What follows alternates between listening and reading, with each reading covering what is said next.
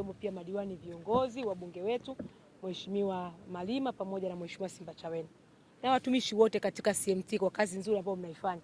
Lakini ubunifu wenu, ilikuwa shilingi milioni 800 zielekezwe kuweka ukumbi wa mkutano, lakini mkaona muanzishe hatua, na ndio maana na serikali imewakuta njiani ikaona na yenyewe waongezee bilioni 1 kufikisha bilioni 1.8, na tuko njiani bilioni zile zingine 2.7, na mimi nitapeleka salamu.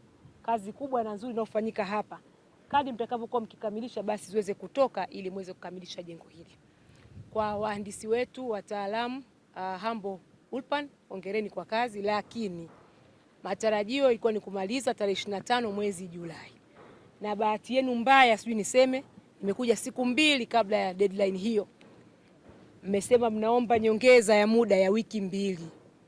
Mkuu wa wilaya na mkurugenzi wa halmashauri na mwenyekiti wa halmashauri mkafuatilie kwa karibu hatua hizo. Kama kuna marekebisho yoyote yanahitajika kwa mujibu wa mkataba yakafanyike. Hakuna kupokea jengo kabla halijawa katika ubora ule tuliokusudia.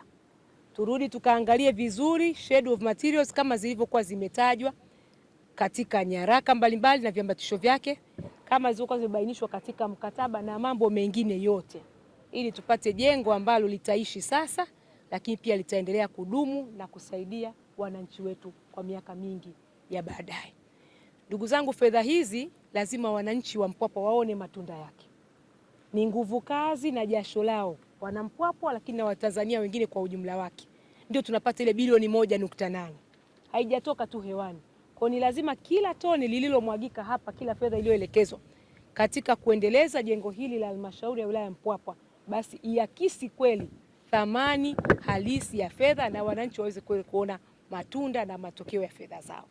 Kwa niombe sana sana, nimekuwa nikiwaambia katika vikao vya utangulizi tulipokaa kwa mkuu wa mkoa, kwa mkuu wa wilaya, kwamba tunapoona fedha imeelekezwa hapa bilioni 1.8, ujue pia bado kuna mahitaji mengine katika wilaya zinginezo, katika taasisi, katika mawizara, katika vituo vya kutolea huduma na vinginevyo vikaelekezwa hapa.